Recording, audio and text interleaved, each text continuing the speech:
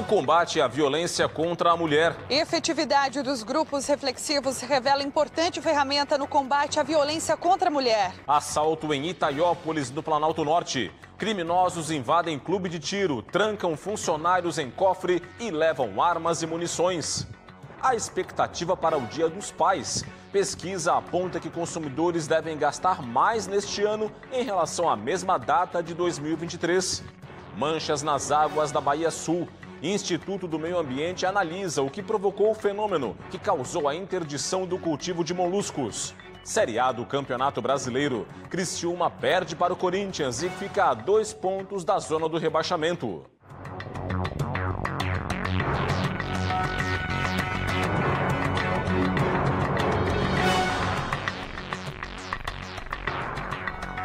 Olá, uma boa noite para você.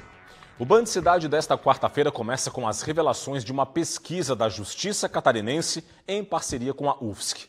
O estudo concluiu que espaços de reabilitação de homens autores de violência contra a mulher têm apresentado efetividade na busca por diminuir a reincidência de casos.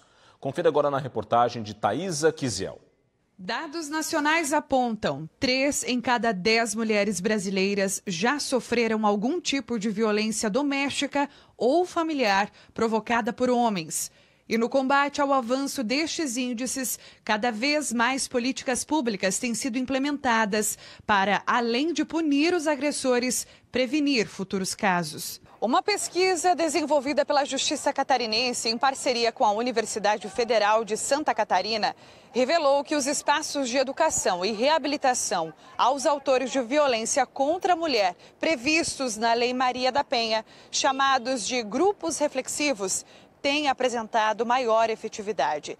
Isso quer dizer que estes homens têm analisado mais e corrigido as ações violentas contra mulheres. Com isso, também há redução na reincidência de casos. A taxa média de reincidência que a gente encontrou foi de 5%, que é bem menor do que seria o sistema prisional. A grande parte dos homens que saem dos grupos percebem uma diferença, né? A gente, claro, não tem a pretensão de que vai mudar as pessoas ali. O grupo é aquele start de um processo de reflexão, né? De uma vida que pode ser diferente. O projeto é realizado em todo o Brasil. Atualmente, são 498 grupos no país. Santa Catarina tem 43, espalhados pelas diferentes regiões do estado. Para esta psicóloga, o encontro é capaz de promover debates para romper com atitudes estimuladas pelo machismo. A gente precisa entender por que essas pessoas, por que esses homens agem dessa forma, né? Se é só uma questão cultural. Então, é um espaço oferecido a eles para ressignificar essa cultura que eles trazem consigo. Aliados à luta contra a violência são os direitos das mulheres, que podem ser cruciais para que as vítimas consigam sair do ciclo de violência. Está na hora dos homens entenderem o papel deles enquanto homens numa sociedade que é de fato de proteção, de respeito, de carinho, e acho que essas iniciativas desses grupos, né, que reúnem esses homens, é um grande passo para uma educação, para uma resolução dessa situação de agressão. O governador Jorginho Melo sancionou o projeto de lei que institui a cobrança de uma multa pelo porte ou uso de drogas em ambientes públicos de todo o estado. A lei foi sancionada pelo governador Jorginho Melo após ser aprovada pela Assembleia Legislativa de Santa Catarina no início de julho. O texto prevê a aplicação de uma multa de um salário mínimo para quem importar ou consumir drogas ilícitas em espaços próximos a órgãos, instituições ou construções públicas, incluindo vias e parques. Metade do valor será destinado para o Fundo Estadual de Melhoria da Segurança Pública. 25% será destinado ao Fundo Estadual Antidrogas e os outros 25% vão para o Fundo Estadual da Saúde. O texto estabelece ainda que, em caso de reincidência dentro de 12 meses, o valor da multa será redobrado. Em Itaiópolis, no Planalto Norte do estado, um clube de tiro foi assaltado. Mais de 80 armas de fogo foram levadas. O assalto ocorreu na manhã desta quarta-feira. 2 homens invadiram o clube de tiro que fica na localidade de Santo Antônio, no interior do município. 2 pedreiros e a esposa do proprietário do estabelecimento foram rendidos e trancados em um cofre, onde são guardadas as armas e as munições. Câmeras de segurança registraram o momento do assalto, que foi rápido, durou cerca de 4 minutos. Foram levados um fuzil, 80 pistolas e mais de 10 mil munições. A dupla usou este veículo, que pertencia ao dono do clube de tiro, para fugir. A polícia militar procura pelos assaltantes, que seguem foragidos. E um homem morreu encarcerado em um carro após o acidente na madrugada desta quarta-feira na BR-282, em Descanso, extremo oeste do estado. De acordo com os bombeiros, a batida envolveu 2 veículos. O motorista de um dos carros foi encontrado pelos socorristas preso às ferragens, já sem vida. Os 3 ocupantes do segundo carro foram levados para o hospital por populares. A Polícia Rodoviária Federal não divulgou o nome do motorista que morreu no acidente e investiga o que provocou a batida. Operação Presságio. O Tribunal de Contas do Estado aplicou sanções à Prefeitura de Florianópolis e às secretarias municipais da capital devido aos fatos investigados na ação da Polícia Civil. 23 pessoas foram multadas por irregularidades. De forma cautelar, o tribunal determinou que a Prefeitura de Florianópolis não repasse mais recursos a pessoas físicas e jurídicas que deixaram de apresentar a prestação de contas de verbas recebidas do próprio município ou com contas prestadas pendentes de análise. A Corte de Contas apontou outros problemas, entre eles falta de transparência e competitividade nos processos de seleção de projetos e contratação de serviços sem licitação adequada.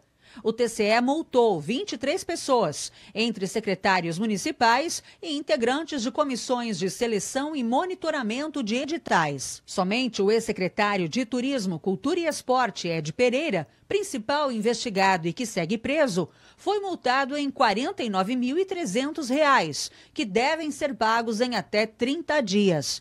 A Operação Presságio foi deflagrada em janeiro deste ano para apurar irregularidades na contratação de uma empresa para coleta de lixo em 2021. 2 outras fases foram deflagradas, uma em maio e outra em junho. A seguir tem análise política aqui no Band Cidade com o comentário de Cláudio Prisco Paraíso. E veja também, FEComércio divulga a pesquisa sobre a intenção de compra dos consumidores para o Dia dos Pais de 2024. Ao vivo, os detalhes, logo após o intervalo eu volto já já.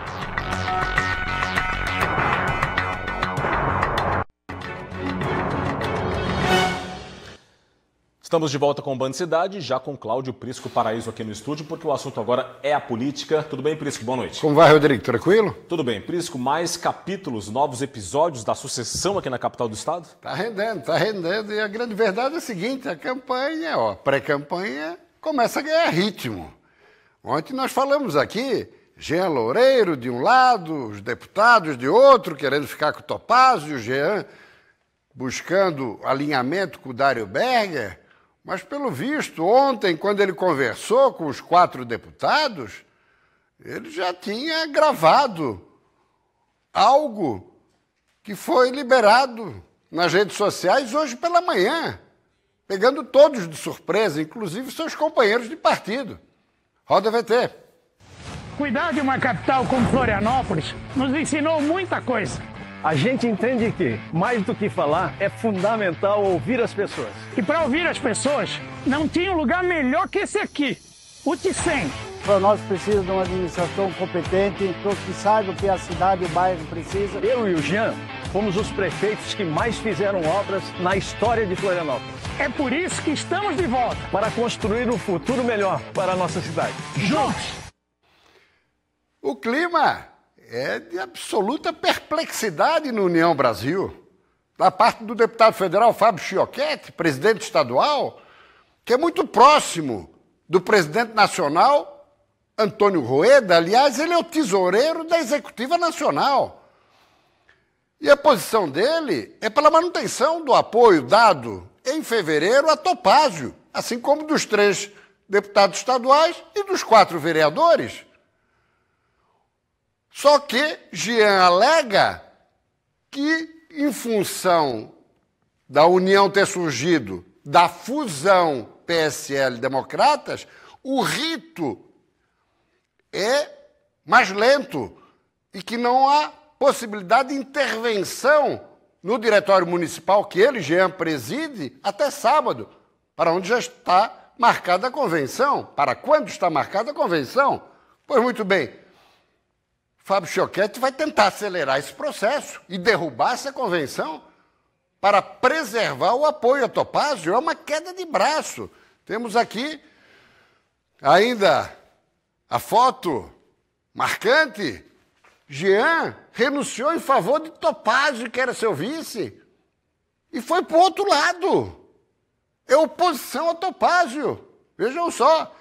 E para Dário, o apoio CNPJ do União é fundamental, porque ele pertence ao PSDB, que tem representação frágil na Câmara dos Deputados, não tem nenhum minuto de televisão. 30, 40 segundos com a vinda do União já dá um pouquinho mais de tempo e alento.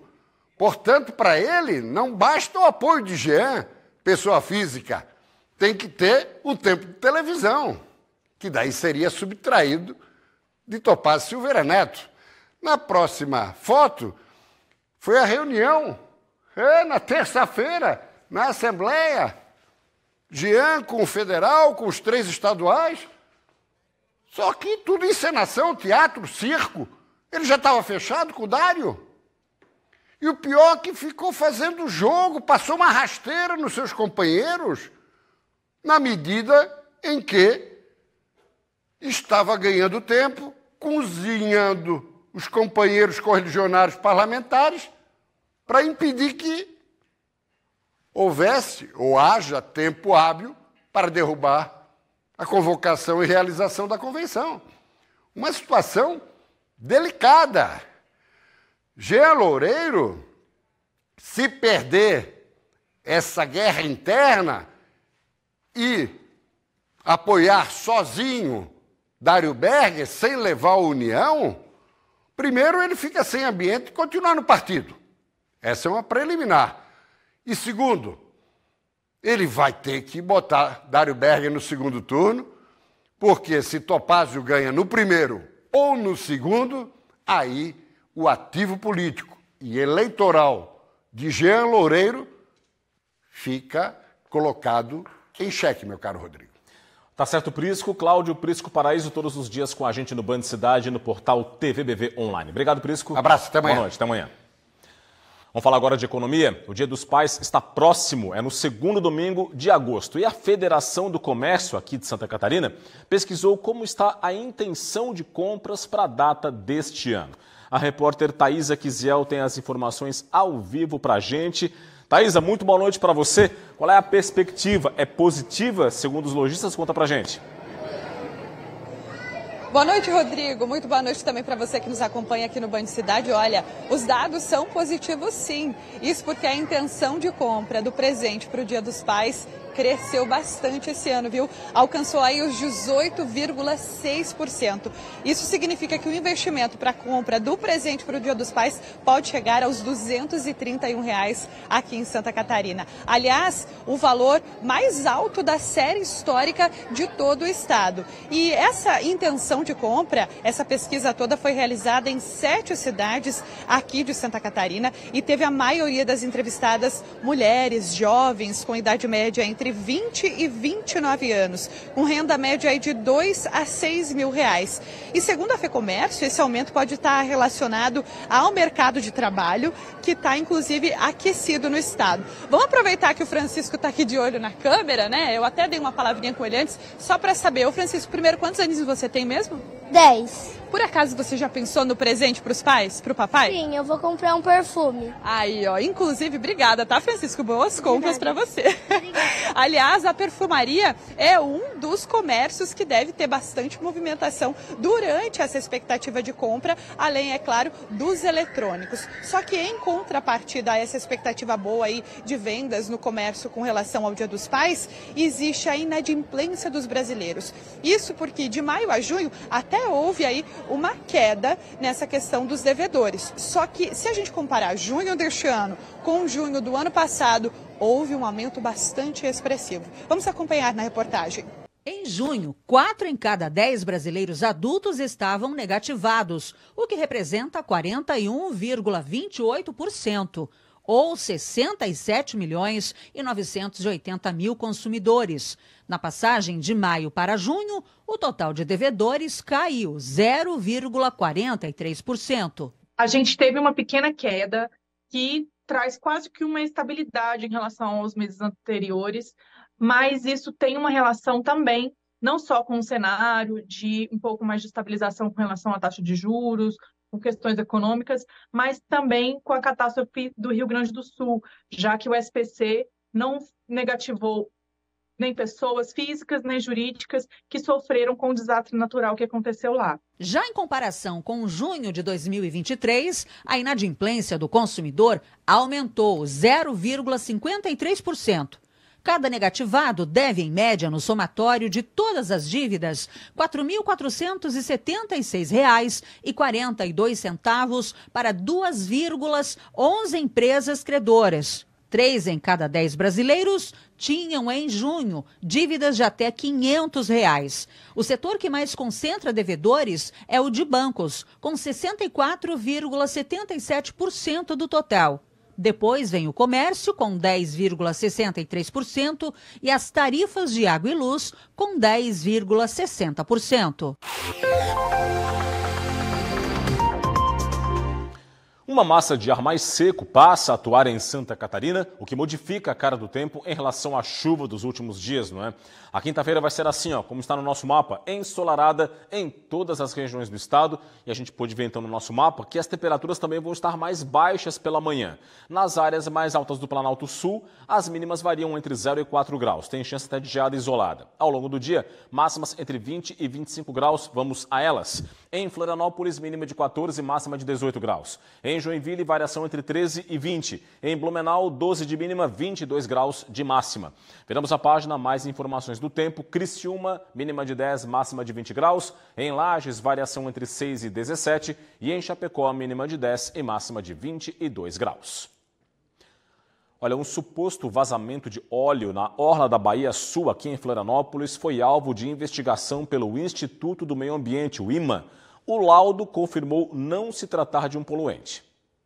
Técnicos da fiscalização e do Laboratório de Medições Ambientais do IMA estiveram na Baía Sul para colher amostras do material que foram encaminhadas para análise e concluíram que as manchas alaranjadas são as chamadas marés vermelhas. De acordo com as pesquisas, este evento é decorrente do período chuvoso e pode durar por semanas ou até alguns meses. Essa comprovação de que se trata de uma floração de microalgas e não da presença de um poluente foi por meio da coleta de amostras na superfície da água em vários locais onde a mancha estava concentrada. E segundo o monitoramento da SEDASC, também foram levadas em consideração amostras além da superfície, mas de toda a coluna da água. No documento, o Instituto do Meio Ambiente de Santa Catarina conclui que as manchas alaranjadas são florações que oferecem riscos aos moluscos. A retirada, o consumo e a comercialização de mexilhões, ostras, vieiras e berbigões estão suspensos em Santa Catarina desde o início da semana. A medida foi implementada após a detecção de maré vermelha na região. De acordo com a companhia, as áreas afetadas são Maciambu e Enseada do Brito, no município de Palhoça, Freguesia do Ribeirão, Costeira do Ribeirão, Caieira da Barra do Sul e Taperinha, em Florianópolis. Já em Praia do Cedro e Pontal, no município de Palhoça, a suspensão se aplica apenas aos mexilhões, vieiras e berbigões, não afetando as ostras. Segundo o SEDASC, novas análises serão realizadas nessas localidades e na região. O monitoramento será contínuo para garantir a segurança da população.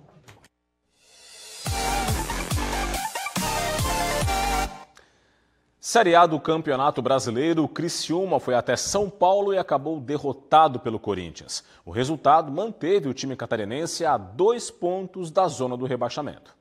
Na Neoquímica Arena, o Criciúma saiu na frente do Corinthians. Claudinho mandou de longe, a bola desviou e enganou o goleiro. Criciúma 1-0. No segundo tempo, Romero empatou para os paulistas. Cruzamento de Igor Coronado, Kaká aproveitou e, livre de marcação, mandou de cabeça para as redes. Final em São Paulo, Corinthians 2, Criciúma, 14º colocado da Série A com 17 pontos em 15 jogos, 1. O próximo desafio do time catarinense também vai ser fora de casa, neste sábado às 4 horas da tarde contra o Flamengo, no estádio Mané Garrincha, em Brasília. Agora a gente fala aqui de cultura no Band Cidade. A Orquestra Filarmônica Catarinense vai apresentar no próximo dia 25 de julho, no Teatro do Centro Integrado de Cultura, o Teatro Ademir Rosa, aqui na capital do estado, um concerto pra lá de especial.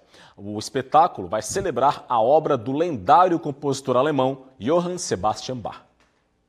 O concerto em Bar Nós Cremos vai ter a regência do maestro Frederico Mussi, conhecido pela vasta experiência na Alemanha e no Brasil e atual maestro da Cantorei St. Thomas de Leipzig. No repertório, além da conhecida suíte orquestral número 3 de Bach, obras de outros compositores contemporâneos do mestre alemão. Johann Sebastian Bach é considerado uma das maiores mentes musicais do século XVIII. A entrada é franca. No dia também vão ser arrecadados alimentos não perecíveis para pessoas em situação de vulnerabilidade.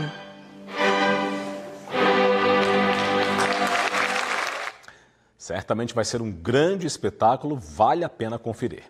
E é isso, ficamos por aqui com o Band Cidade. As reportagens desta edição estão no nosso portal TVBV Online. Acesse, aponte a câmera do seu smartphone para o QR Code que está na sua tela ou ainda acesse tvbv.com.br e fique muito bem informado.